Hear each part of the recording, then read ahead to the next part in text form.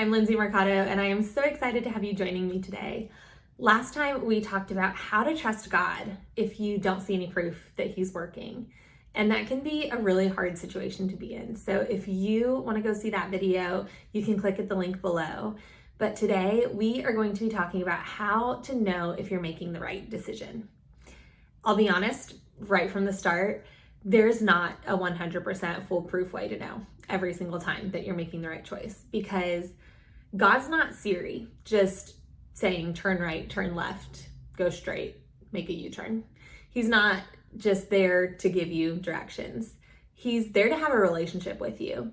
And so He wants to be along for the ride with you. He wants you to be talking to Him and asking Him questions and getting to know Him along the way, not just looking to Him to say exactly what you're supposed to do. And I think sometimes He will. Sometimes you know exactly what you're supposed to do in a situation, and maybe you just don't want to do it. But I think God gives us a little extra clarity, a little extra confidence when the decision is really hard or if it doesn't make any sense. About a year ago, I quit my corporate job, and I loved that job. It paid me well.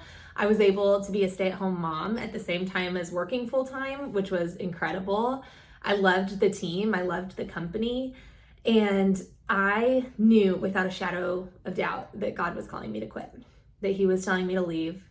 And I didn't know why. I didn't know what was next or what that was going to look like. But I remember telling my husband, if I don't do this right now, I will never be able to tell another girl to go be obedient to God, because I know that I'm supposed to do this. And I can't say no to God and then tell somebody else not to.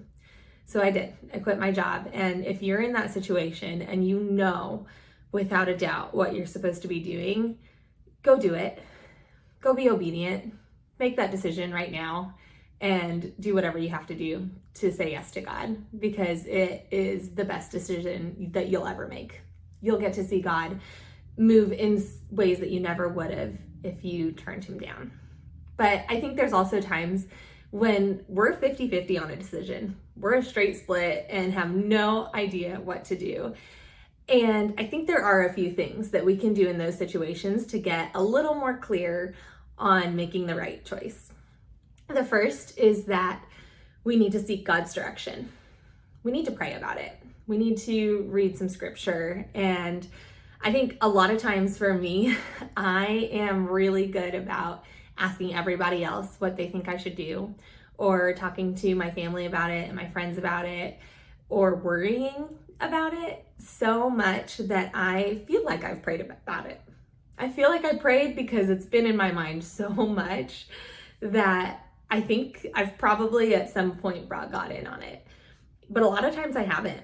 And so what's helped me tremendously is journaling my prayers. That if I'm trying to make a decision, or if I'm in a situation that I just feel overwhelmed by, I'll take out that journal and I'll write out a letter to God about how I'm feeling, what I'm thinking, what the choice is. And a lot of times I've found that I'll write out something that I didn't even realize was going through my mind, or a verse will pop into my head that I needed to help me get some clarity on that situation. And so it really is an opportunity for God to kind of speak into that situation if you are intentionally and thoughtfully praying about it. I love what David says in Psalm 25, verse 4. He says, "Make your way known to me, Lord. Teach me your paths." Teach me your paths. Make your way known to me, Lord. I think that's such a simple prayer that we can say throughout the day, or as we're pursuing making a decision. We can just say, make your way known to me, Lord. Let me know. Let me know what you want me to do. David goes even further in Psalm 86:11. He says, "Teach me your way, Lord, and I will live by your truth. Give me an undivided mind to fear your name." David is expressing that he wants to be obedient as well. He doesn't want to just know what God has for him or what the way is. He wants to actually obey and listen and do what God tells him to do. And that's such a vital part of this, that we shouldn't be asking God what He thinks just as another input. It needs to be the ultimate input. And so when God tells us what to do, we need to do it without hesitation or question or requiring 10 more words of affirmation to get us there. If we're seeking God in a decision and he makes it clear, then we should be obedient, even if it's not what we want to do or not an option we had even considered, but we need to be obedient in that. The second thing is you set your course. You take all the information that you have at the moment that you have it, and you can filter it through some questions of like, does this align with God's character? Is this a good thing? Galatians 6:10 says, so then as we have the opportunity, let us do good to everyone. That can be a clarifier. Is this a good thing? Does this do good for someone? What do you have to say no to if you say yes to this? What other things are going to have to be put on the back burner or taken out of your life if you pursue this decision? I think those things we do as much as we can to get all the information, and assuming that you've already also talked to wise counsel or some friends about it. But we do as much as we can to get information, and then you just make a decision. Even if you don't have a clear word from God, sometimes you just make a choice, because sometimes you get to make a choice. And that's a really cool thing about God too, is that while he's sovereign, he's also not a control freak, and he's not demanding that you make a certain choice every single time. Otherwise, he'd make it very clear that that's what you're supposed to do. Sometimes he leaves it up to you a little bit. And so take advantage of that opportunity and make the decision that you want to make or that you feel like is best at the time that you're making it. The third thing is that you submit it to God. You submit it to him, whatever it is, whether it's pursuing a degree or a new job or a relationship or a trip or a move across the country, whatever it is, you submit it to God and you let him use it however he wants to use it. A few years ago, my husband and I bought a truck, and we were sitting in the dealership and said to each other, this is God's truck. First and foremost, this is God's truck. So whatever he wants to do with it, we're going to say yes. And we used that truck to move across the country to help with a church launch. And we helped several friends move around. And we used it to transport equipment for the mobile church. And anytime that somebody needed a truck for something, we made ours available because we knew that this was God's truck. And the coolest thing to see was that we were able to pay it off in less than a year because, or truly I believe that it was because we said that it was God's, that we were just stewarding this for him to use however he wanted to use it, because it was a blessing for us, but it was also meant to be a blessing for others. So we submitted it to God and allowed him to do whatever he wanted with it. In Proverbs 16 verse 3, it says, commit your work to the Lord and your plans will be established. Commit your work to the Lord. First and foremost, let God know you're doing it and he can use it. He can use it for whatever he wants to, however he wants to, whenever he wants to. And he will establish your plans. I think the last thing is to stay open to change. Be open to it pivoting, changing, being a different decision down the road. I think a lot of times we get so worried about making a decision because we're scared to make the wrong decision, because maybe we felt like we made the wrong decision in the past. But I don't think every decision that doesn't go perfectly the way you thought it would is a wrong decision. Sometimes we need a new perspective on that. Like maybe that decision wasn't the wrong decision. It was actually a lesson that you needed to learn in how to be more patient or more kind. Maybe it was just a sweet scenic route. Maybe you got to just enjoy a year in another country, and sure, it put you behind a little, but it was also just an incredible, beautiful year of seeing the world. Or maybe it's a story that you need to have to help somebody down the line.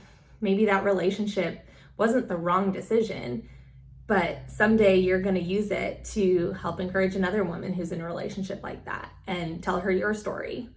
Maybe it's an opportunity for dependence on God. Maybe those financial struggles that you're facing now because you left that job to go work at a nonprofit, maybe that's you learning how to depend on God for your daily bread every single day, relying on him, asking for his provision. Maybe it's a lesson in dependence on him. Maybe it was a divine appointment. Maybe you had to live with that girl because she needed to see Jesus in you. And even though she stole your stuff when she moved out, whatever she took was nothing compared to her life being turned towards Jesus someday. Maybe you were planting seeds and you don't even know it. I think these things that we say are wrong decisions, God always uses and turns it around for something good. And so when we can have that kind of perspective, we can have a little more confidence and ability to make a good decision with what we have, when we have it, when we need to make it. It reminds me of Job in the Bible. He went through so much. He had his health, his family, his wealth, everything stripped away from him back to back to back. And what his friends don't see, what he doesn't see, is that God had a conversation with Satan. And God says in Job 1 verse 8, "Have you considered my servant Job? No one else on earth is like him, a man of perfect integrity who fears God and turns away from evil." A man of perfect integrity is how he's described. If Job had the perspective that he made the wrong decision, or he must have made God really angry for him to make all these things go wrong, he would have missed the opportunity to be that man of perfect integrity and to turn away from evil and to fear God. He understood that God was sovereign, and he held on to that through those trials. But when we don't get to see the whole picture, and we don't, then it's so important that we just trust that God's going to use it for whatever he wants to use it for. That's why we submit it to him first. And then we allow him to change our course as he needs to. But there's definitely some lies that we believe when we're making a decision that make it so much harder to make a choice or the right choice. The first is that if it's hard, it's probably not right. I'm sure you've heard that before. If it's hard, you probably aren't on the right course. And James chapter 1, verse 12, it says, "Blessed is the one who perseveres under trial, because having stood the test, that person will receive the crown of life that the Lord has promised to those who love him." This verse clearly says that those who love the Lord are going to go through trials, are still going to be in tests, are still going to have to persevere. It's not a free pass to be a believer, that now every decision you make is going to be easy and your life's going to be easy and just full of bliss and simplicity. It's not. We're going to face trials. And so just because it's hard doesn't mean that it was the wrong decision. The second thing is that you should have peace about the situation if it's from God. I've heard that so many times and sought that, "Lord, give me peace if this is the right thing to do." And what I've learned is that we don't get peace from a situation. We get peace from God. And so when I felt like I needed to quit my job, I had no peace about the situation. That didn't make sense financially, didn't make sense with the market at the time. I didn't have peace about the situation, but I had security in knowing that I was being obedient to God. That God is my peace, not my situation that I'm in. The third thing that we can believe is that there's only one right decision, and that if we choose wrong, then we're going to miss God's will for our life. And I think that's such a limiting view of God, that we can throw his whole plan off course by one decision, that he's not powerful enough to get us back on the right track if it wasn't what we were supposed to do. That puts us in charge of our life, and we're not. So believing that if we make one wrong move, or that there's only one right way to live this life, that God can't get us back to where we need to be, I think we need a bigger faith for that. We need a bigger view of God and his sovereignty and his goodness and who he is, because he can do whatever he wants to do and get us back to wherever he wants us. And he'll make it clear if we're supposed to go a different way. So if you're struggling to make a decision right now, one, if you know what it's supposed to be, what you are supposed to do, you need to go and do it. But two, if you have that ambiguity and you're not 100% sure which way to go, start praying, start asking God for that clarity. Ask him to teach you his ways and to show you his path for your life. And then make a decision as best you can with what you have when you need it. and then you submit it to God and you let Him use it however He deems fit, or you let Him change your course along the way and you trust that it was for a reason and that it's going to be used for good. We can't always know if we're making the right decision, but we can have that security and that peace and that confidence in God. Thanks so much for spending a few minutes of your day with me. If you found this video encouraging or helpful, I would love for you to share it with a friend who might be encouraged by it as well. And if you want to connect, I am over on Instagram at Lindsay E. Mercado, or you can find me at my website, lindsaymercado.com. I'll see you there.